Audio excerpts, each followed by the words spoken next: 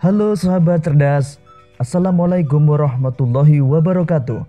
Pada kesempatan kali ini, kita akan belajar pada tema 5, ekosistem, subtema 1, komponen ekosistem, dan kita sampai pada pembelajaran 5 dan 6.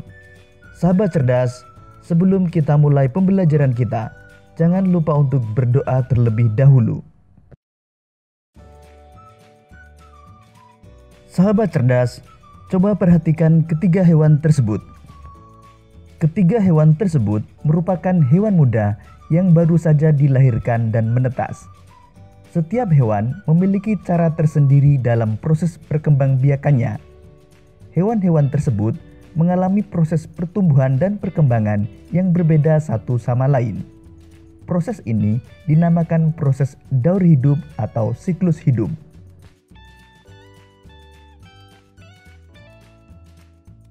Hewan, sebagai salah satu komponen ekosistem, memerlukan lingkungan yang baik untuk berkembang biak. Perubahan ekosistem dapat memengaruhi perkembangbiakan. Setiap hewan mengalami tahapan perkembangbiakan tersendiri dan khas.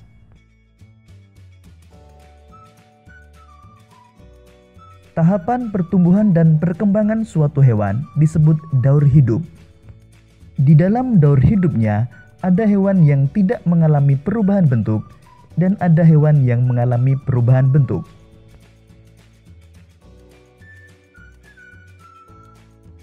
Hewan yang mengalami perubahan bentuk pada tahap tumbuh kembangnya disebut mengalami metamorfosis. Berdasarkan perubahan bentuknya, metamorfosis dibedakan menjadi metamorfosis sempurna dan metamorfosis tidak sempurna. Metamorfosis sempurna terjadi ketika hewan mengalami perubahan bentuk yang sangat berbeda pada setiap tahap perkembangannya. Contoh hewan yang mengalami metamorfosis sempurna adalah katak dan kupu-kupu. Metamorfosis kupu-kupu. Kupu-kupu berkembang biak dengan cara bertelur. Kemudian telur menetas menjadi ulat atau larva yang aktif mencari makanan. Setelah cukup mendapatkan makanan, ulat berubah menjadi pupa atau kepompong yang tidak bergerak dan melekat pada bagian pohon. Pupa merupakan masa istirahat sebagai persiapan menjadi kupu-kupu dewasa.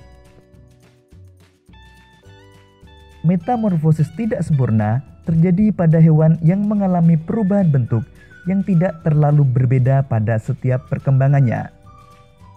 Contoh hewan yang mengalami metamorfosis tidak sempurna adalah kecoa dan belalang.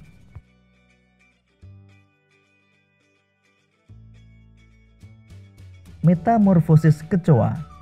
Kecoa berkembang biak dengan bertelur. Telur kecoa menetas berubah menjadi kecoa muda yang disebut nimfa. Nimfa mengalami beberapa kali pergantian kulit sebelum menjadi kecoa dewasa. Pergantian kulit ini disebut ekdisis. Sahabat cerdas, hewan seperti katak, kupu-kupu, kecoa, dan belalang merupakan hewan yang mengalami metamorfosis. Hewan lain yang dalam daur hidupnya tidak mengalami perubahan bentuk merupakan hewan yang tidak bermetamorfosis. Contoh hewan yang tidak bermetamorfosis adalah ikan dan kadal. Ikan hidup di air dan berkembang biak dengan bertelur. Telur ikan menetas lalu menjadi ikan muda, kemudian menjadi ikan dewasa.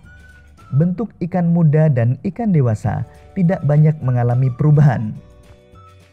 Demikian juga dengan kadal. Setelah bertelur, telur kadal akan menetas dan muncullah kadal muda.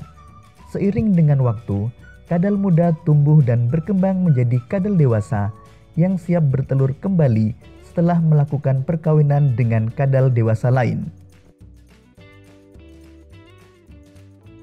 Sahabat cerdas, pada pembelajaran sebelumnya kita telah belajar tentang jenis-jenis ekosistem.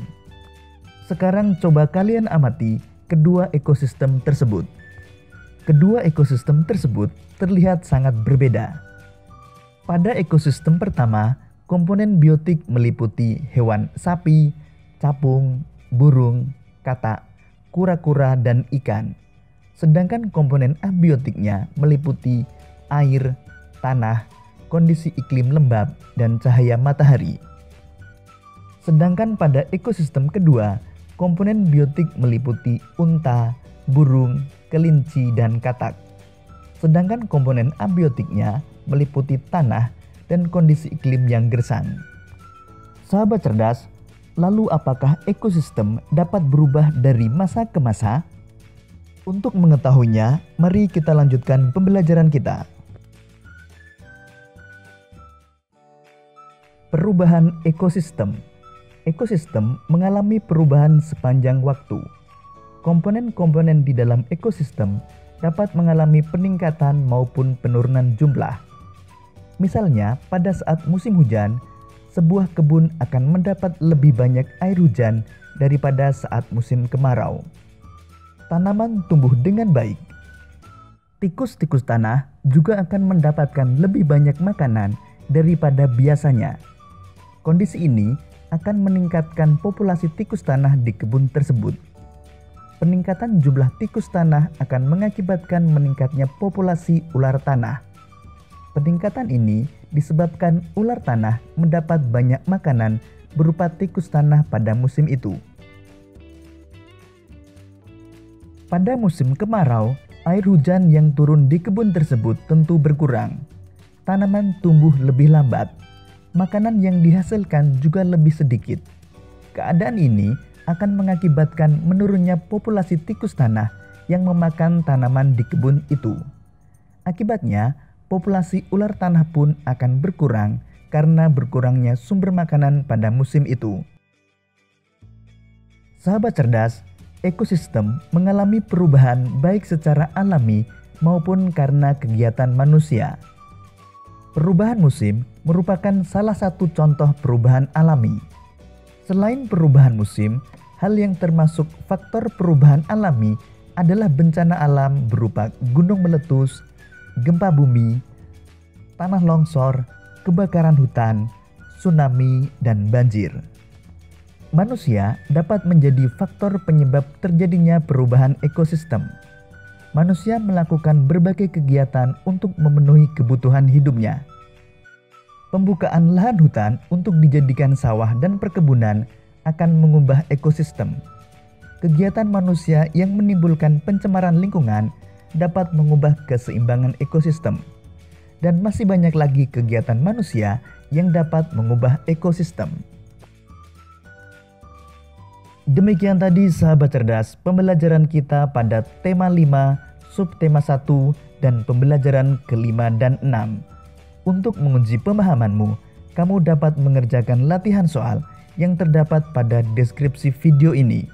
Sampai jumpa pada pembelajaran berikutnya.